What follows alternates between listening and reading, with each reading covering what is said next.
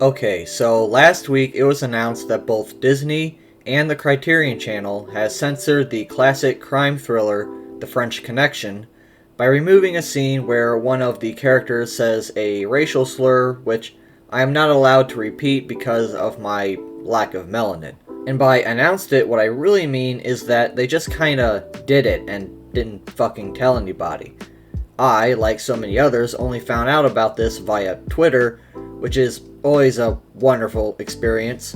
Having to learn about important news and events on the most dogshit social media platform instead of through official means always makes it feel like somebody's trying to pull a fast one. And in this case, the one doing the pulling seems to be Disney. The French Connection is a Fox title, and Disney owns Fox, so it seems that any streaming service that has The French Connection in its catalog must adhere to Disney's demands, which apparently includes removing sensitive content that may not be all that in line with the social norms of today. This includes services like the Criterion Channel, which is really too bad because they've always been about preserving and distributing classic films as they were originally intended, but I don't want to blame them too much as it seems like this is more of a Disney decision than their own. If they want to stream anything owned by Disney, they have to adhere to Disney's rules. And supposedly, this censorship even extends to theatrical screenings. So if you want to see the original version, you're going to have to get a hold of a physical copy, preferably an older release, because who knows if they're going to start censoring it on new DVD and Blu-ray releases as well.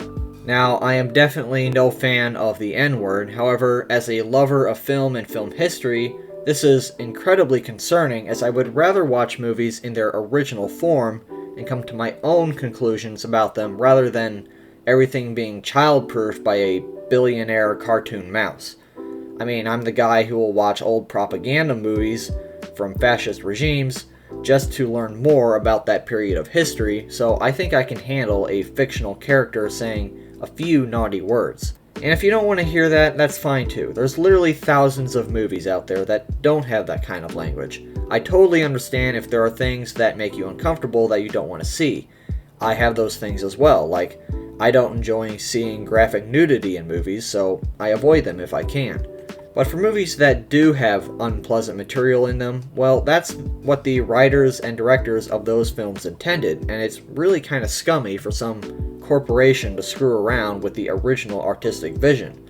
I mean, it's not like just because something is shown on screen means that the filmmakers or even the streaming services are affirming those values. That would be like saying that Steven Spielberg, a Jew, would be affirming the Holocaust because he depicted it in Schindler's List.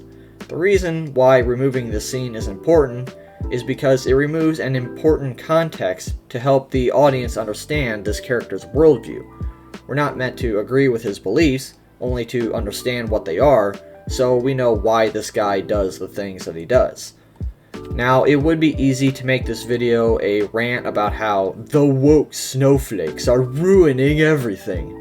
The liberals are coming for our movies. However, I don't want to make that video. There's already plenty of those on this platform, and I'm not about to make that my brand.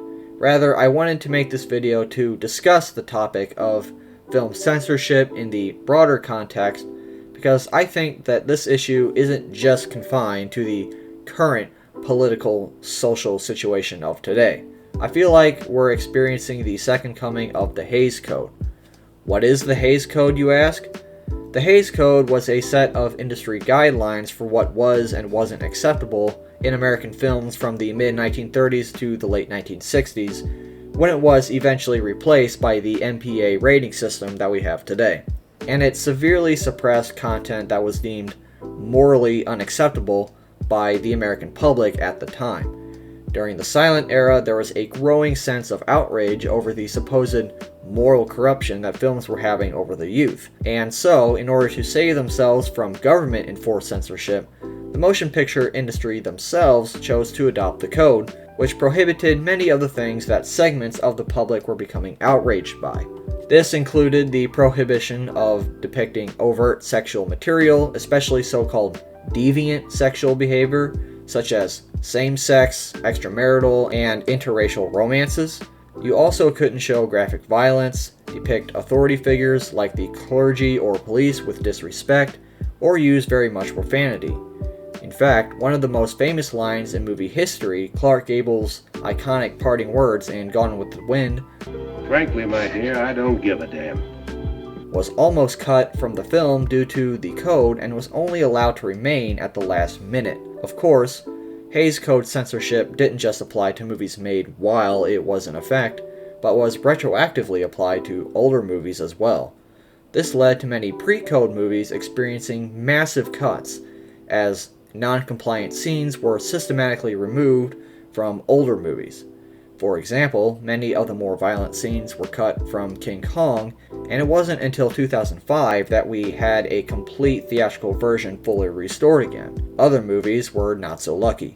There's a large catalog of incomplete pre-code movies with missing scenes that are likely to be lost forever. Now you might be thinking, well, that was just Christian fundamentalists and racists trying to cram down their outdated views on us.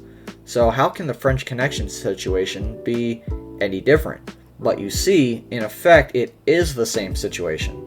Back then, there was a different, widely accepted moral standard, so movies were censored to fit that standard. Today, we have new standards, so older movies like The French Connection are again being censored to the standards of today. Back then, it was unacceptable to show things like interracial relationships, so that was banned. Today, racism is deemed unacceptable, so that's why the N-word has been removed from The French Connection. This tells us that the issue of film and artistic censorship isn't just a now problem, but something endemic to human nature. Indeed, you could extend this all the way back to ancient times, as many instances of iconoclasm throughout history go all the way back as far as ancient Egypt. The fact is that at any given time in human history, there will always be a certain percentage of the population who are moral zealots, and they will want to eradicate anything from society not in line with their moral standards. This unfortunately includes art, and for the purposes of this video, film. I understand that in some situations, censorship can be necessary, like not allowing sexual or graphic material in content meant for children. But for us adults, we should be given the courtesy to have our own discretion for the content that we consume. If we truly value artistic freedom, we have to support it even when that art clashes with our own values. So, what's the point of this video then? Well, it's not to harp on this specific instance of censorship of The French Connection or any other film by woke progressives, or even to remind people about Christian fundamentalists doing exactly the same thing in years past, but as a sort of wake-up call to everyone concerned with the preservation of art and film history. One side effect of the digital age is that even though we have almost everything instantly available to stream online, we have to be wary of our favorite movies and shows being altered without our consent.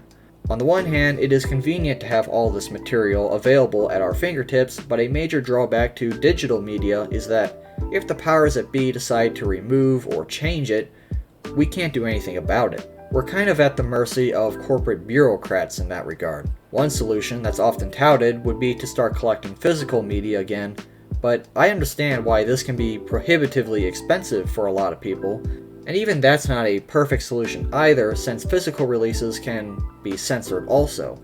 Also, there's the possibility that in the coming years, physical media could be phased out altogether as we move farther into the digital age.